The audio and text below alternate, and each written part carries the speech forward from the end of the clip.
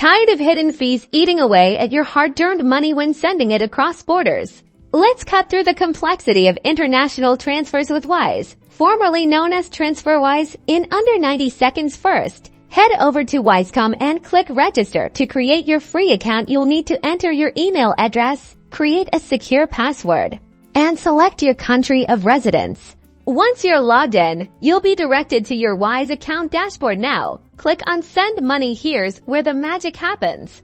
You'll need to specify the amount you want to send and the currencies you're transferring from, and to Wise will instantly show you the real exchange rate and the fees upfront and transparent. Next, you'll need to add the recipient's details. This includes their full name, address, and bank account information. Double-check everything to avoid any delays or complications. Choose your preferred payment method. Wise offers various options like bank transfer, debit card, or credit card. Bank transfers usually have the lowest fees, but other methods offer more convenience. Review the transaction summary carefully. Ensure the amount, recipient details, and fees are all correct before confirming. This is your last chance to make any changes. Once confirmed, Wise will process your transfer. You can track its progress directly from your account, and that's it.